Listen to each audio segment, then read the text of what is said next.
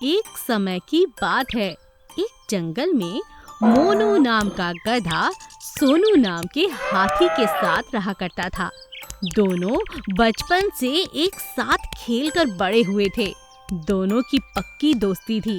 पूरे जंगल में उनकी दोस्ती बहुत मशहूर थी।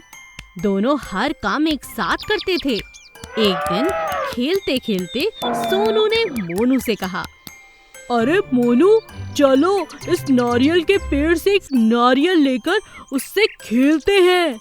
हाँ हाँ बिल्कुल। सोनू नारियल के पेड़ को हिलाकर एक नारियल गिरा देता है। नारियल बहुत दूर जाकर गिरता है।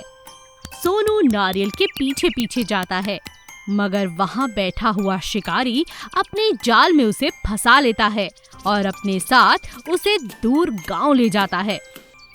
मोनू उसे बहुत तलाश करता है, लेकिन उसे सोनू नहीं मिलता। कहाँ गया मेरा दोस्त? लगता है उसे कोई ले गया है। वहाँ शिकारी गधे से दिन रात काम लेता है। मुझे अपने दोस्त की बहुत याद आ रही है। कहाँ होगा वो? कितने दिन से मैं खेला भी नहीं। मोनू हार नहीं मानता और उसे लगातार ढूंढता रहता है। एक दिन मोनू एक तालाब के पास बैठा पानी पी रहा था। अचानक वहाँ से शिकारी गुजरता है। उसके साथ सोनू था। सोनू के कंधे पर बहुत सारी बोरियां थीं। उसे बहुत प्यास लगती है तो शिकारी उसे खोल देता है और सोनू पानी पीने के लिए तालाब के पास जाता है। तभी उसकी नजर मोनू पर पड़ती है। दोनों की जब नजरें टकराती हैं तो मोनू समझ जाता है कि शिकारी ने ही उसके दोस्त को उससे छीन लिया। यह देखकर मोनू गुस्से में लाल पीला हो जाता है और शिकारी का भागकर पीछा करने लगता है। शिकारी डर के मारे सब कुछ वहीं छोड़कर अपने गांव लौट जाता है। मोनू की बहादुरी देखकर सोनू बहुत खुश होता है। मेरे दोस्त, भगवान ने हमें मिला दिया और तुमने मुझे बचा लिया। मैंने तुम्हें बहुत याद किया मित्र।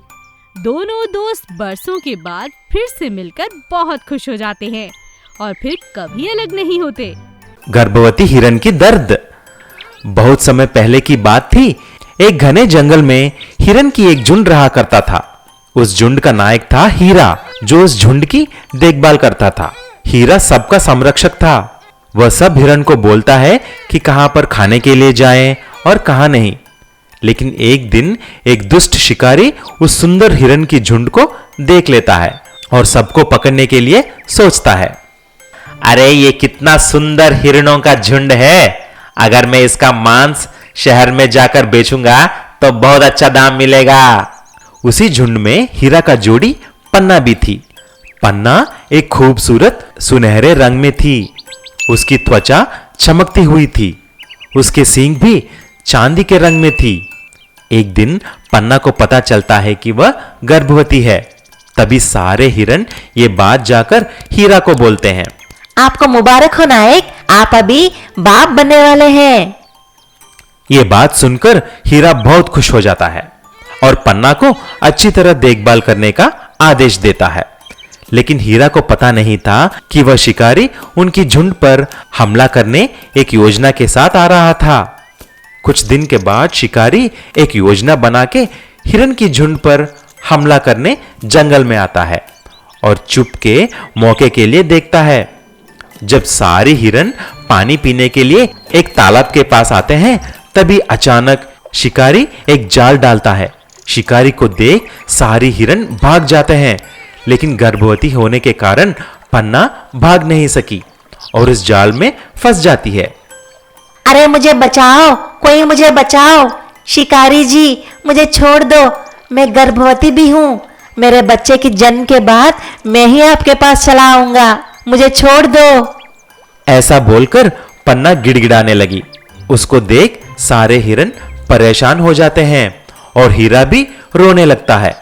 तुरंत उस शिकारी ने पन्ना को एक वैन में उठाकर चला जाता है, लेकिन हीरा को कुछ सूझा नहीं। तभी कुछ हिरन आकर ऐसे बोले, हीरा नायक, क्या हम जाकर हाथी की मदद ले लें? हाथी जी हमारा बहुत अच्छे दोस्त है, वह जरूर हमारा मदद करेगा। हीरा जाकर सारी बात हाथी को बोलता है।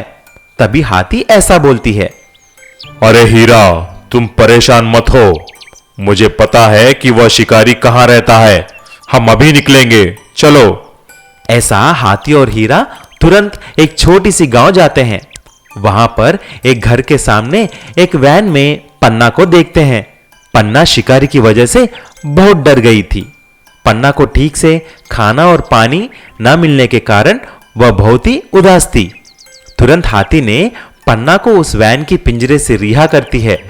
ये देखकर जब शिकारी रोकने की कोशिश करता है तो हाथी उसके सूंड से एक लात मारती है और शिकारी नीचे गिर जाता है। हीरा और पन्ना हाथी को धन्यवाद बोल के वापस जंगल में चले जाते हैं और अपने झुंड से मिलकर खुशी खुशी से रहने लगे। भूमिगत सोने का अंडा। हीरापुर नाम के एक गांव में किशनलाल करके एक जमींदार रहता था। वह उस गांव में सबसे बड़ा अमीर आदमी था। किशनलाल को एक बेटा भी था जिसका नाम राहुल था। अमीर होते हुए भी किशनलाल बहुत ही अच्छा आदमी था। उसका सभी धन दौलत गांव के लिए ही इस्तेमाल करता था और कोई भी मदद के लिए आए तो मना नहीं करता था। एक दिन एक आदमी और उसकी बीवी किशनलाल के पास आए और ऐसा बोले, नमस्कार किशनलाल जी, मेरा नाम रवि है और मैं इसी गांव से हूं। मैं अपनी बेटी की शादी के लिए जो पैसा इकट्ठा किया है वह सब चोरी हो गई है। अभी मेरे पास शादी करने के लिए पैसा कुछ नहीं है। रवि, परेशान मत हो, मैं तुम्हें मदद करता हूं। तुम्हारी बेटी की शादी के लिए जो कुछ भी पैसा चाहिए मैं दूंगा।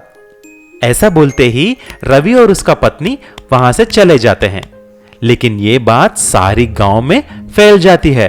ये बात बाजू में गांव में रहने वाले डाकू मंगल सिंह को भी पता चल जाता है।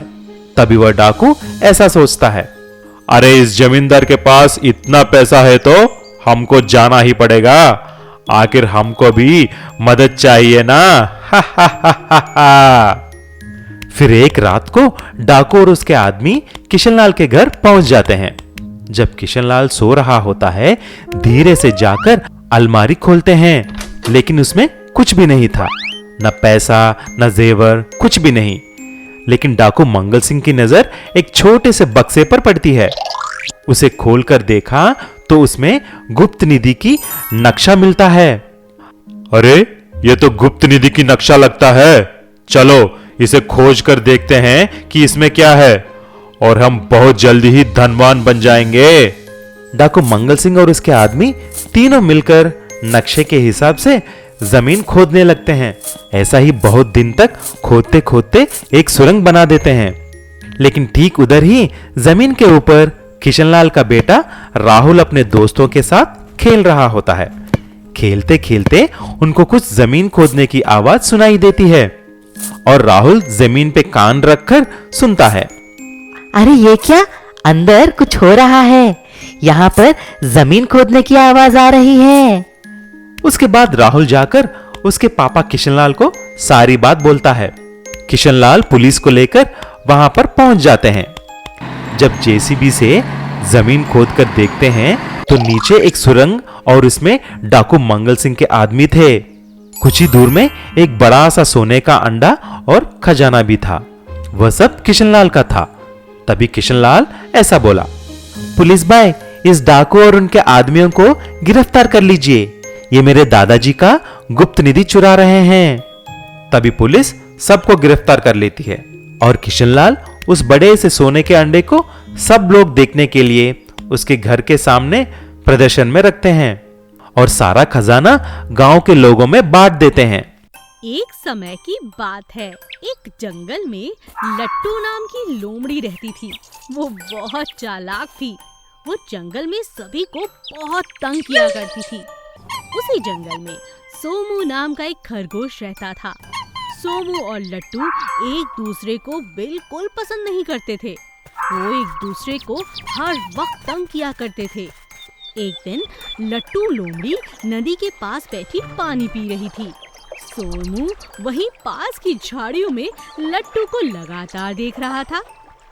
अच्छा जी, मजे से पानी पी रहा है, इसे इतनी शांति से कैसे छोड़ दूं? अभी इसे परेशान करता हूँ।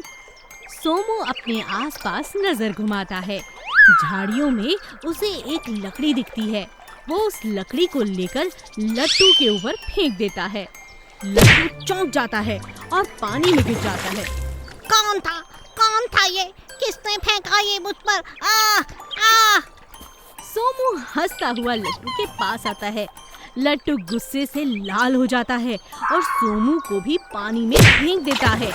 सोमू और लट्टू को गीला और बेवकूफियां करता देख एक शेर बहुत हंसता है। ये लोमड़ी और खरगोश कितने बेवकूफ हैं। इन्हें तो मैं अभी खा जाऊंगा। शेर धीरे से चल सोमू और लट्टू को डराता है। लट्टू चिल्ला पड़ता है। अरे बचाओ बचाओ, शेर बचाओ। सोमू समझदार था और एक तरकीब निकाल लट्टू के पास जाता है और उसे कानों में कहता है, लट्टू भाई, अगर जान बचानी है तो मैं जैसा कहता हूँ वैसा करो। लट्टू सोमू की बात सुनता है और जब तक शेर हंस रहा होता है तब तक सोमू झाड़ी से एक बड़ा कांटा निकालकर शेर को चुभा देता है और लट्टू शेर को जोर से धक्का देकर पानी में गिरा देता है। बचाओ बचाओ। शेर को तैरना नहीं आता और वहीं पानी में वो डूबकर मर जाता है। लट्टू और सोमू हाथ मिलाते हैं और हंसने लगते हैं। अरे वाह, हम दोनों की जोड़ी कितनी खूब है।